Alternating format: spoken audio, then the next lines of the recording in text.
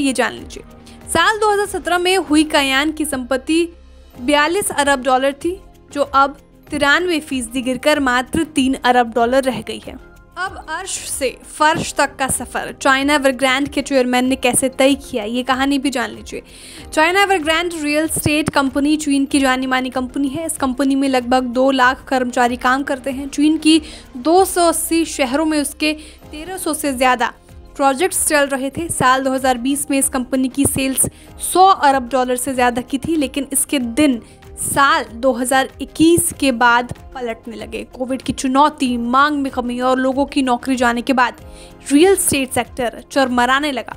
लोग अपने लोन्स नहीं चुका पा रहे, वहीं लोन नहीं चुकाने की वजह से डिफॉल्टर्स की संख्या बढ़ने लगी। इस वजह से एवरग्रांड 300 अरब डॉलर की देनदारियों के साथ सबसे ज्यादा कर्ज में डूबी डेवलपर बन गई। कंपनी की हालत ऐसी हो गई कि पूछे मत। कंपनी के चेयरमैन हुइकायान ने अपनी कंपनी को बचाने के लिए अपना जी जान लगा दिया, लेकिन ऐसा हो न सका। हुइकायान ने कर्ज में फंसी कंपनी को बचाने के लिए अपनी पर्सनल वेल्थ को भी दांव पर लगा दिया। इससे भी काम नहीं चला तो चेयरमैन ने अपने मकान और प्राइवेट जेट्स तक बेच दिए। फिर भी हालत जस की तस बनी रही। साल 2021 से कंपनी कर्ज के दलदल में और धंसने लगी।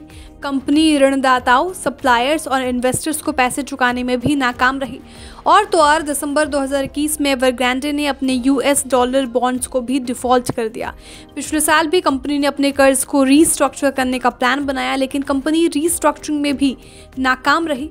चाइना एवरग्रांड के चेयरमैन हुइकायान एक समय एशिया के दूसरे सबसे धनी व्यक्ति हुआ करते थे, लेकिन अब हालात ये है कि कंपनी और उसके मालिक रोड पर आ गए हैं।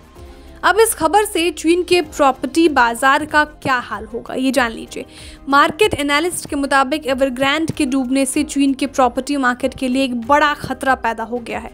होम बायर्स और चीन के पूरे फाइनेंशियल सिस्टम को तगड़ा झटका लग सकता है, क्योंकि रियल एस्टेट और उससे जुड़ी इंडस्ट्रीज का चीन की जीडीपी में 30% योगदान है। अब जाते जाते दुनिया के वो कौन कौन से महानुभाव हैं जिनकी संपत्ति में जोरदार गिरावट देखने को मिली है, ये जान लीजिए। टेस्ला, स्पेसएक्स और ट्विटर के सीईओ इलॉन मस्क इस लिस्ट में एकमात्र व्यक्ति हैं जिनकी संपत्ति में 200 अरब डॉलर की कमी देखने को मिली है। Bureau report, बिस्ताक।